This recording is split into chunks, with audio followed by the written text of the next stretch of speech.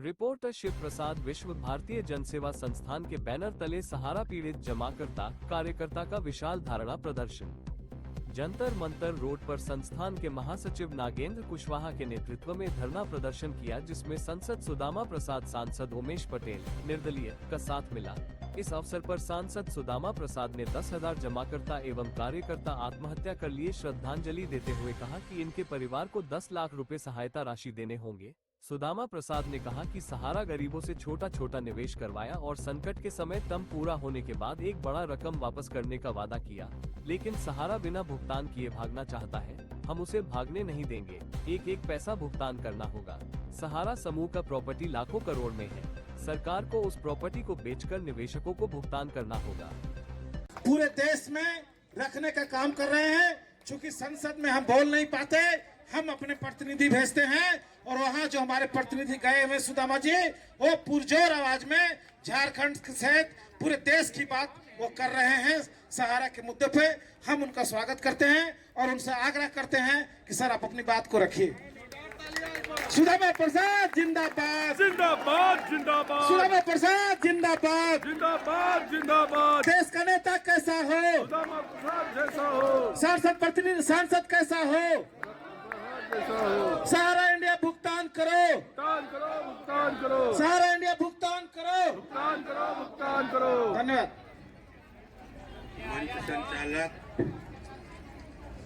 आप लोग अभी बैठे रहेंगे, अगर सर चल भी जाएंगे तो कार्यक्रम चलता रहेगा। साथी नागेंद्र कुशवाहा जी मंच पर उपस्थित, दमन दीव के निर्दलीय विधायक एमपी सांसद साथी उमेश भाई पटेल जी, मंच पर उपस्थित नौशाद जी, पूजिता जी, उर्मिला जी, संतोष जी, जितने हमारे साथी हैं या नीचे जो भी बैठे हैं, सबको हम भाकपा माले के संसदीय दल की ओर से क्रांतिकारी अभिवादन करते हैं। और इस मंच से आप लोगों की ओर से जिन सहारा निवेशकों की पैसे के इंतजार में या एजेंटों की मौत हुई, उनके प्रति श्रद्धांजलि अर्पित करते हैं। साथियों, ये सहारा जो है, सहारा का भरोसा देकर कि ये गरीबों का सहारा है, गरीबों को सहारा देने के लिए उनकी बेटा बेटियों की शादी, बाल बच्चों की पढ़ाई, संकट के समय काम आने के लिए उनसे छोटे छोटे निवेश करवा रहा है और जरूरत के समय एक बड़ा जो है रकम उनको देगा। लेकिन हम लोगों ने देखा कि ये सहारा बेसहारा करके कहा जाए कि ये फरार होना चाहता है, लेकिन उसको छोड़ा नहीं जाएगा, उससे सूद सहित पैसा वसूल किया जाएगा। जैसा कि आप जानते हैं कि हम लोकसभा के अंदर इस सवाल पर बराबर जब भी मुझे मौका मिला, हमने सहारा इंडिया के निवेशकों का, एजेंटों का सवाल जरूर उठाया, उनका दुख तकलीफ, उनकी पीड़ा को जरूर उठाया। और अभी कल भी हमने एक शून्यकाल डाला था, बैलेट में नहीं आया, आज भी डाला नहीं आया, लेकिन ये शून्यकाल पूरे देश में घूम रहा है। हो सकता है आपने इसे पढ़ा हो, फिर भी मैं आपके बीच में इसे 2 मिनट में पढ़ देता हूँ। सहारा रिफंड पोर्टल पर लगभग 1 लाख करोड़ रुपए का क्लेम सहारा के जमाकर्ताओं ने किया है, जो ब्याज समेत लगभग 2.5 लाख करोड़ होता है। सहारा इंडिया की वैली, मुंबई की वर्सोवा की जमीन समेत सहारा की सभी संपत्तियों की कीमत लाखों करोड़ में है।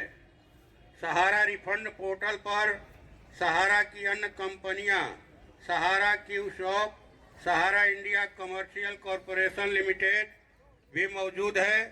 सहारा रिफंड पोर्टल पर डेथ क्लेम और MIS का क्लेम नहीं लिया जा रहा है। सहारा इंडिया के जमाकर्ताओं का डाटा सेंट्रल कोऑपरेटिव रजिस्ट्रार को नहीं दे रहा है। सहारा इंडिया से भुगतान नहीं मिलने के कारण देश भर में लगभग 10,000 जमाकर्ताओं और अभिकर्ताओं ने अभाव और तनाव के कारण आत्महत्या कर ली है। सहारा इंडिया के अधिकारी निवेशकों का धन हड़प कर देश विदेश में छुपे हुए हैं। सहारा इंडिया अपनी जमीनों को औने पौने दाम पर बेच रही है। सहारा इंडिया कार्यकर्ताओं का बकाया कमीशन और भविष्य निधि का पैसा हड़पना चाहती है। सहारा इंडिया के जमाकर्ताओं और अभिकर्ताओं का कटा हुआ इनकम टैक्स का पैसा इनकम टैक्स कार्यालयों में जमा नहीं कराया जा रहा है। देश भर में बंद पड़े सहारा इंडिया कार्यालय के मकान मालिकों का वर्षों का किराया लंबित पड़ा है। अतः लोकहित में सहारा इंडिया की सभी परिसंपत्तियों की बिक्री पर तत्काल रोकथाम व उन्हें जब्त कर जमाकर्ताओं का पैसा ब्याज सहित एजेंटों के माध्यम से वापस दिलाने, पैसे की आस व अभाव में मृत सभी जमाकर्ताओं और एजेंटों को सहारा द्वारा 10-10 लाख रुपए का अतिरिक्त मुआवजा दिलवाने, सेंट्रल कोऑपरेटिव द्वारा जमाकर्ताओं का संपूर्ण डाटा रजिस्ट्रार को दिलवाने, देश विदेश में छुपे सहारा इंडिया के दोषी अधिकारियों को गिरफ्तार कर जेल भिजवाने, एजेंटों के कमीशन और भविष्य निधि का पैसा का भुगतान व कटा हुआ इनकम टैक्स का पैसा इनकम टैक्स कार्यालयों में जमा करवाने तथा बंद पड़े सहारा इंडिया के कार्यालयों के मकान मालिकों का वर्षों का किराया का पैसा ब्याज सहित वापस दिलवाने हेतु मैं सदन के माध्यम से सरकार से मांग करता हूं।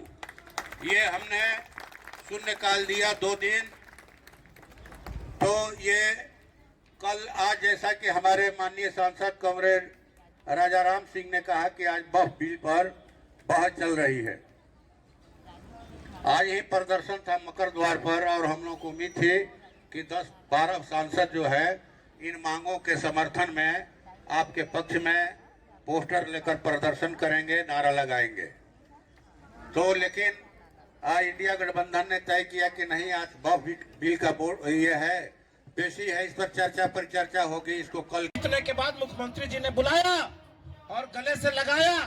कुशवाहा जी का आपने अपना काम कर दिया, अब मेरी बारी है, मैं आपको काम करता हूँ। डीजीपी को सुपुर्द किया, इस केस को देखो, अधिकारियों को पकड़ो। हमने कहा इंक्वायरी कमीशन बनाओ और इंक्वायरी कमीशन के लिए हम लोग आज 3 महीना से रात दिन मेहनत कर रहे थे।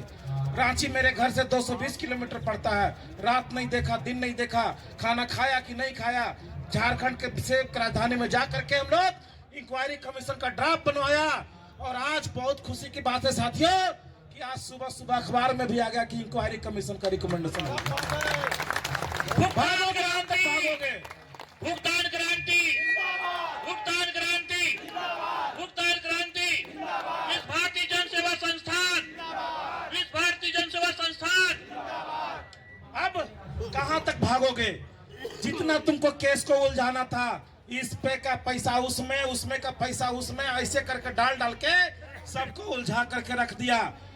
10 करोड़ का जमीन तुमने 1 करोड़ में बेच दिया। सारा इंक्वायरी होगा, सारा इंक्वायरी। बच्चों तुम कहां तक अब जाओगे? इस जांच आयोग को बनाने के लिए माननीय हेमंत सरकार, झारखंड के मुख्यमंत्री जी को कोटि कोटि प्रणाम करते हैं, ऐसे कोटि कोटि धन्यवाद देते हैं। साथियों, एक ताली आपके तरफ से जोरदार होना चाहिए। माननीय हेमंत, जांच कमेटी से कोई बच नहीं सकेगा, क्योंकि इस एनजीओ के माध्यम से मैं भी उस जांच कमेटी में रहूंगा। बचो, एक पोल पट्टी खोल दूंगा और इस देश के संविधान के हिसाब से तुमको कोर्ट के सामने खड़ा करके नंगा कर दूंगा और तुमको सजा दिला करके रखूंगा। पैसा तो बाद में, पैसा तो तुम चल के दोगे, क्योंकि मैंने दिया है तुमको। पनिशमेंट भी होगा और जेल भी होगा, और जो अपने संविधान में लिखा है उसके तहत में सारा कुछ होगा, क्योंकि विश्व भारती जन सेवा संस्थान सुप्रीम कोर्ट में भी है। कहां तक भागोगे? चलो जब तक जहां तक चलते हो। और यहां से जाने के बाद बिहार के डीजीपी को ये पत्र लिखा था कि बिहार में जितने FIR काम कार्रवाई करो, और नहीं तो सबक सब हम लोग सिखा देंगे। DGP साहब ने माना है, पत्र का जवाब आया है कि जितना भी FIR लगा हुआ है सब पे कार्रवाई होगी, सबको थाने में लिखा गया है। लेकिन इसके बाद भी हम मानने वाले नहीं है। विश्व भारती जन सेवा संस्थान ने यहाँ जाने के बाद अपने बिहार के तमाम साथियों को लेकर के पटना के हाई कोर्ट में क्रिमिनल रिट पिटीशन दाखिल करने जा रहा है। बच्चों, तुम कहां तक बचोगे? पैसा भी लेंगे और तुमको सजा भी करवाएंगे, क्योंकि तुमने इस देश के 13 करोड़ लोगों को लूटा है। ऐसे लोगों को लूटा है, ठेला चलाने वाले, खोमचा चलाने वाले, रेडी लगाने वाले, मध्यम वर्ग से लेकर के जिस वर्ग के थे सबको लूटा है, सबको लूटा है। 10,000 लोग मरे। कैसे छोड़ दें? कितना दिन छोड़ दें? आज हम नहीं लड़ेंगे तो कल कोई और लड़ेगा।